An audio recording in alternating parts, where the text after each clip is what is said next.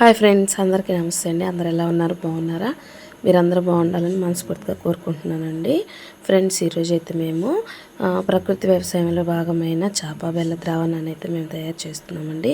ఈ విధంగా చేపల మార్కెట్కి వెళ్ళి అయితే చేపల వేస్ట్ ఉంటుంది కదండి, దాన్ని అయితే 10 కేజీల వరకు తీసుకొచ్చేసుకున్నామండి. ఇలాగ నల్లని రబ్బులు అయితే వేసేసుకున్నాము. ఫస్ట్ ఒక లేయర్ వేసిన తర్వాత తాటి బెల్లాన్ని దంచుకొని ఆ పొడిని ఒక లేయర్గా వేసుకున్నామండి. 10 కేజీల చేప వేస్ట్ తెచ్చుకుంటే 10 కేజీల తాటి బెల్లాన్ని దంచుకొని పొడిగా చేసుకున్నామండి. ఒక లేయర్ చేపను వేసాము, తర్వాత బెల్లం పొడి వేసాము. రెండో లేయర్ కూడా ఇట్లాగా వేసామండి. చేపల వేస్ట్ని వేసిన తర్వాత ఇట్లాగంతా సద్రంగా తీసుకొని మళ్ళీ ఇంకొక లేయర్గా మళ్ళీ బెల్లాన్ని అయితే వేస్తున్నామండి. చూడండి, ఇట్లా వేయడం వల్ల మొత్తం కలుస్తుందన్నమాట.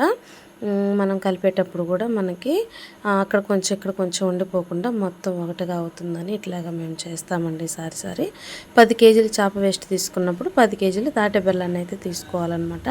ఈ విధంగా లేయర్లుగా అయితే మేము వేసేసుకున్నామండి.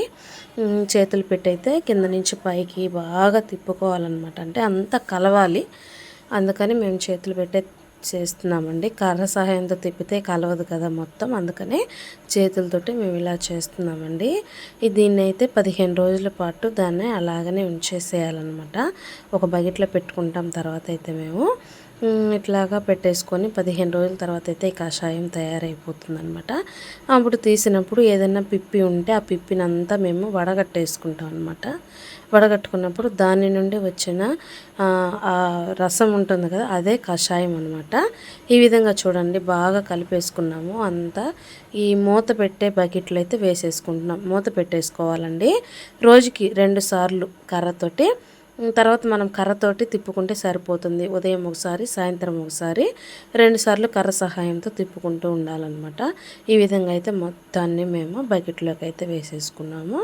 వేసుకున్న తర్వాత మూత సహాయంతో దాన్ని మూసి పెట్టేయాలన్నమాట. పెట్టిన తర్వాత 15 రోజులు దాన్ని మగ్గపెట్టిన తర్వాత మేమైతే వడగడతామండి. ఇది వరికి ఎలా ఉపయోగపడుతుంది అనుకుంటున్నారా? ఇది మొక్క ఎదుగుదలకు ఉపయోగపడుతుందండి.